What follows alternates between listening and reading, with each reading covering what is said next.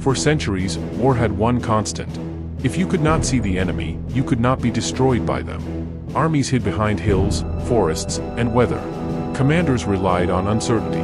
If an enemy could not be located precisely, they could not be decisively targeted. Before World War I, this limitation defined warfare. Battles were shaped by what could be seen, guessed, or inferred. Even the best generals operated with incomplete information. World War I shattered that reality. Because for the first time in history, war took to the sky.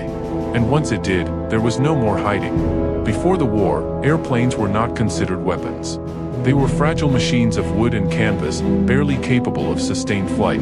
Most military planners believed aircraft would be irrelevant, at best useful for scouting roads or delivering messages. No one imagined they would transform warfare itself. But from the moment the first planes rose above the front lines, everything below them became exposed. Early reconnaissance aircraft flew unarmed. Pilots leaned over open cockpits with notebooks and cameras, sketching trench systems by hand. What they saw alarmed command staffs across Europe. Entire armies were visible from above. Troop concentrations, supply routes, artillery batteries, positions that once relied on terrain or camouflage were suddenly obvious. For the first time, the battlefield could be observed in near real time. This destroyed one of war's oldest protections, uncertainty. Artillery became deadlier almost immediately. Observers in aircraft relayed corrections directly to gunners on the ground. Shells no longer fell blindly. They walked across trenches with terrifying accuracy. A position discovered from the air could be erased within minutes. Soldiers learned that when aircraft appeared overhead, destruction often followed. That fear reshaped behavior across the entire front. Men froze when engines were heard above them. Columns scattered instinctively. Even routine movement became dangerous. Marching in formation, once a symbol of discipline, became suicidal. Rail transport had to be hidden, rerouted, or disguised. Supplies moved at night whenever possible. War slowed, not because armies wanted it to, but because visibility punished speed. For centuries, commanders believed battles were decided where armies met. World War I proved battles were now decided by who could observe first. And observation changed decision-making itself. Generals no longer planned for what might be happening. They planned for what had already been seen. This created a dangerous delay. By the time an opportunity appeared, it had already been reported, mapped, and targeted. Surprise evaporated. Momentum collapsed.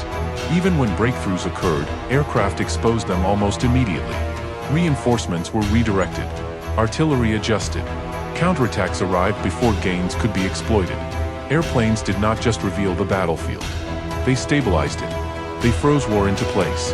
This was not something pre-war doctrine had anticipated. Military planners had assumed speed and aggression would decide conflicts. That bold movement would overwhelm defenses. That wars would be short. Instead, the sky punished movement. The more visible the battlefield became, the less freedom commanders had to act. As aircraft numbers increased, war expanded upward. Pilots began firing pistols at each other. Then rifles. Then mounted machine guns. The fighter plane was born. Air combat was not just about controlling the sky. It was about controlling what could move below it. Whoever ruled the air could observe, bombard, and disrupt enemy movements freely. Whoever lost it was blind. Soon, aircraft were no longer just observers. They became hunters. Bombs were dropped by hand over cockpit sides, then mounted beneath wings. Rail yards, bridges, factories, and supply depots were struck from above. For the first time, civilians were within reach of the battlefield. Airships, massive zeppelins, floated silently over cities at night. They were slow and vulnerable, but psychologically devastating. People realized distance no longer protected them. The sky itself had become hostile. Yet despite all this, airplanes did not end the war. What they did instead was remove illusion. They revealed that the battlefield was static, exposed, and deadlier than anyone had prepared for. Soldiers dug deeper. Camouflage improved. Positions spread out. But concealment never returned to what it once was. Every movement risked detection. Every buildup invited destruction. Commanders reacted instead of planned. Decisions lagged behind information. The war accelerated beyond human control. By 1916, the battlefield had reached a paradox. Never before had so much information been available. Never before had commanders felt so powerless to change outcomes. The battlefield could be seen in extraordinary detail, but it could not be controlled.